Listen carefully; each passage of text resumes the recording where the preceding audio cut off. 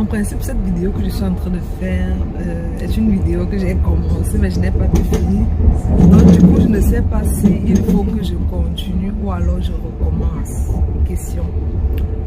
Bref, je crois que je vais recommencer parce que les conditions sont différentes et tout. Salut à toi et bienvenue dans cette nouvelle vidéo. Moi, c'est Léa Dini de Start Now with TKL. Aujourd'hui, j'aborde un sujet vraiment important pour tous ceux qui sont en Allemagne et qui viennent juste d'arriver en Allemagne, qui viennent juste d'arriver en Allemagne. De quoi s'agit-il exactement?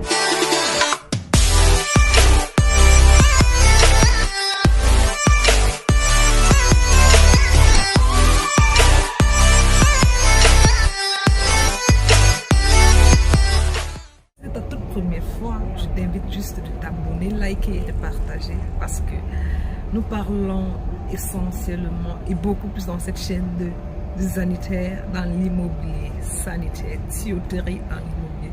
Nous nous encourageons les uns les autres. Bref, c'est une grande aventure, une longue aventure. J'aimerais vraiment passer avec toi. Sur ce, je t'invite à t'abonner, partager, liker la vidéo. Aujourd'hui, je vais parler des Africains nouvellement arrivés en Allemagne. Quel est souvent le gros problème que nous rencontrons, nous les Africains nouvellement arrivés en Allemagne? On rencontre généralement le problème d'abord avec la langue. C'est tout un premier facteur parce que je ne sais pas si comme moi, je crois, j'ose croire parce que moi personnellement, ma course est finie dans mes cours de langue. Ouais, presque 8000 €. Genre, on me dit que tu as fait comment et tout. Et jusque là, je n'ai pas eu là ces choses que je vous dis. On va me dire que je suis bête, mais c'est pas grave. La langue, c'est une chose vraiment bizarre et ça dépend. Je suis désolée, ça bavarde un peu beaucoup, mais il faut que je fasse cette vidéo jusqu'à la fin parce qu'après, je ne sais pas si j'aurai le temps de la refaire.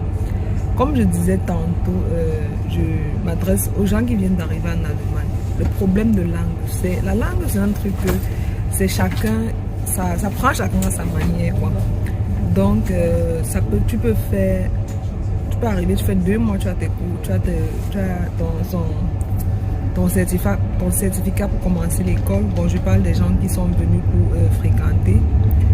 Tu peux arriver, tu fais 6 mois, 1 an et tout, ça dépend vraiment de chacun et de la faculté, de la facilité que cette personne a avec la langue. Parce que la langue, ça ne prend vraiment pas. C'est un truc.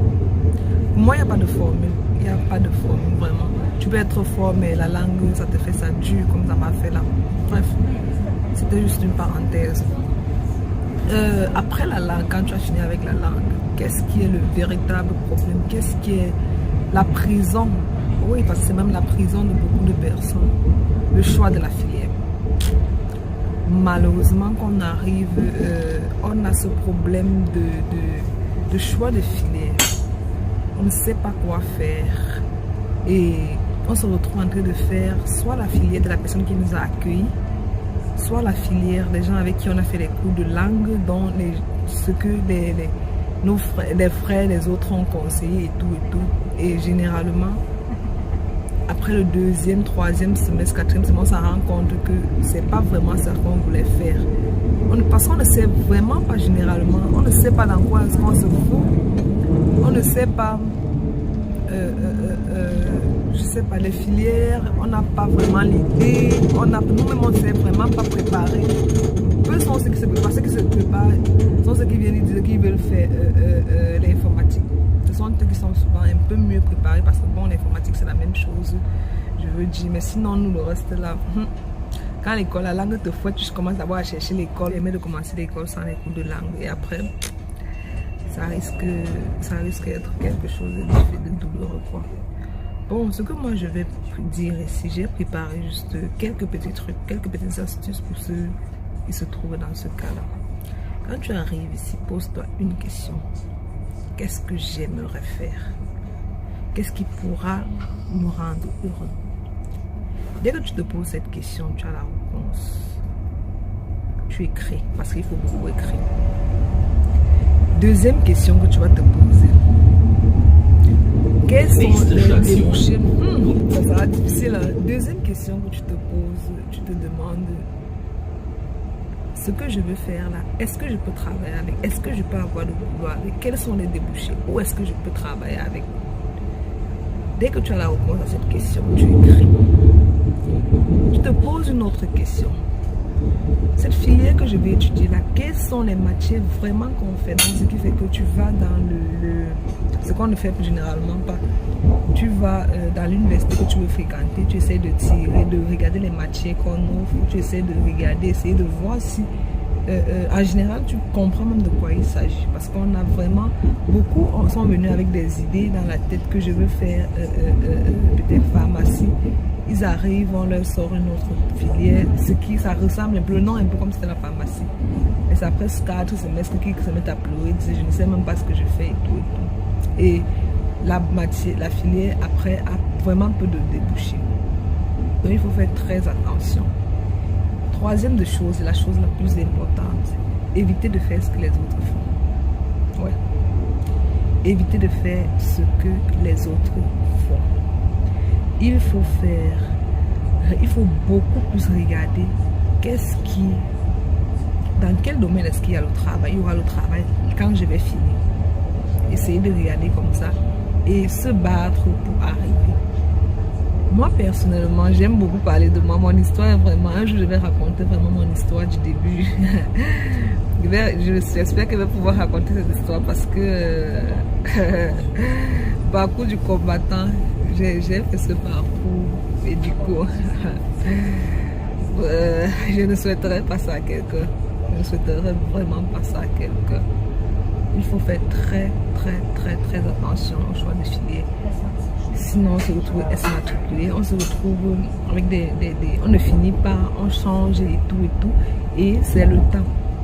Ausländer de l'immigration, n'entend pas ça. Que j'ai commencé, c'était dur, j'ai abandonné. Ouais, dur. En fait, vraiment, je donne beaucoup de courage. Je souhaite beaucoup de courage à tous ces nouveaux venus en Allemagne qui aimeraient, ou alors qui ont déjà commencé avec les cours de langue, ou commencé avec l'école. Il faut vraiment être focus et éviter de beaucoup plus travailler que fréquenter. Parce que c'est un sacrifice de beaucoup plus travailler que fréquenter. Et surtout, au deuxième semestre, à partir du deuxième semestre, bats-toi comme tu peux pour pouvoir avoir un Werkstudent. Donc, un boulot qui va dans le sens de ce que tu fais, parce que pour moi c'est la clé d'une réussite vraiment extraordinaire. Donc quelle que soit la filière que tu vas choisir ou quelle que soit la filière que tu fais, si tu as des problèmes dans le choix, bon, en fait pour chercher le boulot, tu peux me contacter. Ouais, j'ai un programme pour pouvoir qui offre ce service.